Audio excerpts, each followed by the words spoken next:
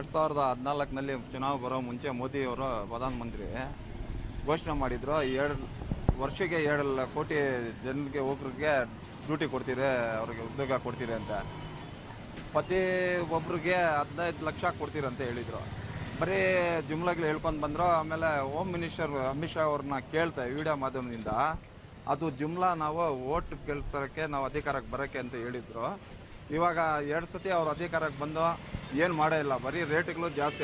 400 ರೂಪಾಯಿ ಸಿಲಿಂಡ್ರು 1150 ರೂಪಾಯಿ ಮಾಡಿದ್ರು. ಪೆಟ್ರೋಲ್ 70 ರೂಪಾಯಿ ಇದ್ದಿದ್ದು 110 ರೂಪಾಯಿ ಮಾಡಿದ್ರು.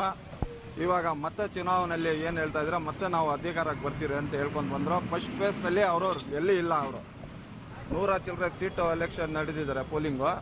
ಅದರಲ್ಲಿ ಅವ್ರು ಬರೋಲ್ಲ ಅಂತ ಗೊತ್ತಾಗಿದ್ಮೇಲೆ ಮುಸ್ಲಿಮ್ನ ಟಾರ್ಗೆಟ್ ಮಾಡ್ತಾ ಇದ್ದಾರೆ, ಗುಸ್ಬೇಟಿ ಅಂತ ಹೇಳ್ತಾ ಇದ್ದಾರೆ. ನಾವು ದೇಶ ಸ್ವತಂತ್ರ ಬಂದ ಮುಂಚೆಯಿಂದ ನಾವು ಇರೋದು, ನಾವು ಬಲಿ ಕೊಟ್ಟು ನಾವು ಹೋರಾಟ ಮಾಡಿ BTS ಅವ್ರನ್ನ ಕಳಿಸಿ ನಾವು ಅಧಿಕಾರ, ನಮ್ಮದು ದೇಶ ಅಂತ, ನಾವು ಸತ್ತೋದು ಇಲ್ಲೇ, ಬದುಕೋದು ಇಲ್ಲೇ, ನಾವು ಇರೋದು ಇಲ್ಲೇ ಅಂತ ನಾವು ಇದ್ದೆ ಗುಸ್ಬೇಟಿ ಅಂತ ಹೇಳ್ತಾ ಇದ್ದಾರೆ ದೇಶ ಪ್ರಧಾನಮಂತ್ರಿ.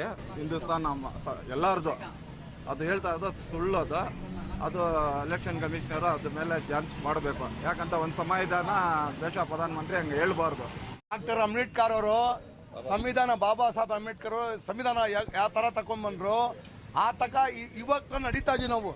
ಸಂವಿಧಾನ ನಡೀತಾ ಇದೆ.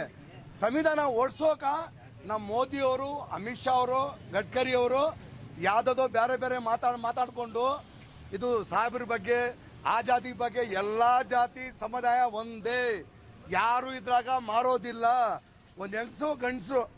ಅದರಿಂದ ನಮ್ಮ ಮೋದಿಯವರು ಜಾತಿ ಬಗ್ಗೆ ಮಾತಾಡ್ಬಿಟ್ಟು ಓಟ್ಗೋಸ್ಕರ 15 ಲಕ್ಷ ಹಾಕಿದೆ ಅಂತ 15 ಲಕ್ಷ ಹಾಕಿಲ್ಲ, ಸುಳ್ಳು. ನಮ್ಮ ದೇಶಕ್ಕೆ ಮೋಸ ಮಾಡೋರೆ. ನಮ್ಮ ಕರ್ನಾಟಕ ಇವಾಗ ಅಕ್ಕಿ ಕೊಡ್ತೀನಿ ಅಂತ ಹೇಳ್ಬಿಟ್ಟು ತಿರ್ಗಾ ಅದು ಅಕ್ಕಿನೂ ಕೊಟ್ಟಿಲ್ಲ, 5 kg ಅಕ್ಕಿ, ಅದು ಸುಳ್ಳು. ಯಾವುದೋ ಮನೆಗಿಲ್ ಕೊಡ್ತೀನಿ ಅಂತ ಹೇಳಿದ್ರು, ಮನಾನು ಕೊಟ್ಟಿಲ್ಲ. ಯಾರಿಗೂ 1 ರೂಪಾಯಿ ಒಂದು ಆಣೆ ಹಾಕಿಲ್ಲ.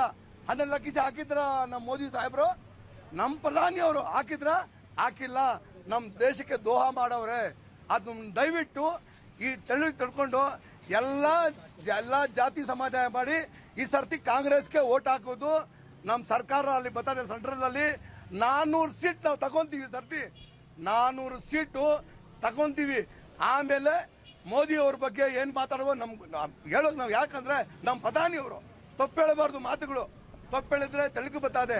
ಅವ್ರು ಏನೋ ಹೇಳ್ಕೊಬೋದು, ತಪ್ಪು ಮಾತು ಹೇಳ್ಬಿಟ್ಟು ಜನಗಳಿಗೆ ಇದು ದಿಕ್ಲಿಸ್ತವ್ರೆ. ಸುಮ್ಮನೆ ನಮ್ಮ ದೇವರು, ಯಾರು ದೇವರು? ಎಲ್ಲರಿಗೂ ದೇವ್ರೆ. ಯಾರು ಹೇಳಿ? ಎಲ್ಲರಿಗೂ ದೇವ್ರೆ ಅವರು. ನಮ್ಗೆ ಅವ್ರಿಗೆ ದೇವ್ರೆ, ನಮ್ಗೆ ದೇವ್ರೆ. ದೇವ್ರು ಬೇರೆ ಅಲ್ಲ, ದೇವ್ರೊಬ್ಬನೇ ಇರೋದು. ಅವ್ರು ನಾವು ಅಲ್ಲ ಅಂತೀವಿ, ಅವ್ರ ಸ್ವಾಮಿ ಅಂತಾರ ಅಷ್ಟೇ. ತಗೊಂಡ್ಬಂದು ಬಾಬರಿ ಮಸೀದ್ ಇಟ್ಬಿಟ್ಟು ನಾನು ದೇವಸ್ಥಾನ ಕಟ್ಬಿಟ್ಟಿನಂತ ಇವಾಗ ಅನೌನ್ಸ್ ಮಾಡ್ತಾರೆ. ದೇವ್ರು ತಗೊಂಡ್ಬಂದು ಮುಂದೆ ಹಾಕ್ಬಿಟ್ಟು ಓಟ್ ಕೇಳೋಕೆ ಬರ್ತಾರೆ. ಇದೆಲ್ಲ ಸುಳ್ಳು ಸ್ವಾಮಿ. ಎಲ್ಲರಿಗೂ ಗೊತ್ತಾಗಿದೆ, ಪ್ರಪಂಚ ಎಲ್ಲ ಎಲ್ಲರಿಗೂ ಜನಗಳಿಗೆ ಗೊತ್ತಾಗಿದೆ. ದೇವಸ್ಥಾನನೇ ನಮ್ಗೂ ದೇವ್ರೆ, ಅದು ಬೇರೆ ಏನಿಲ್ಲ. ನಮ್ಮ ಕರ್ನಾಟಕದಲ್ಲಿ 5 ಗ್ಯಾರಂಟಿ ಕೊಟ್ಟಾರೆ. ಜಾತಿ ಯಾವ್ದಿಲ್ಲ, 5 ಗ್ಯಾರಂಟಿ ಕೊಟ್ಟಾರೆ. 2,000 ಕೊಟ್ಟಾರೆ, ಅಕ್ಕಿ ಕೊಡ್ತಾರೆ, ಅನ್ನ ಭಾಗ್ಯ ಇದೆಲ್ಲ ನಮ್ಮ ಸಿದ್ದರಾಮಯ್ಯ ಕೊಡ್ತಾ ಇದಾರೆ. ಇವಾಗ 1 ಲಕ್ಷ ನಮ್ಮ ಸರ್ಕಾರ ಬಂದ ಸೆಂಟ್ರದಲ್ಲಿ 1 ಲಕ್ಷ ಹೆಣ್ಮಕ್ಳಿಗೆ 1 ಲಕ್ಷ ಪ್ರತಿ ವರ್ಷ 1 ಲಕ್ಷ ಹಾಕ್ತಾರೆ.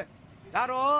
ನಮ್ಮ ಇವರು ಮಲ್ಲಿಕಾರ್ಜುನ್ ಖರ್ಗೆ, ನಮ್ಮ ರಾಹುಲ್ ಗಾಂಧಿ ಹಾಕ್ತಾರೆ. ಇವರು ನಮ್ಮ ದುಡ್ಡು ಏನು ಅದನ್ನ ಅವ್ರ ಗ್ಯಾರಂಟಿ ಕೊಟ್ಟ ಮೇಲೆ ನಮ್ಗೆ ಹಾಕ್ತಾರೆ.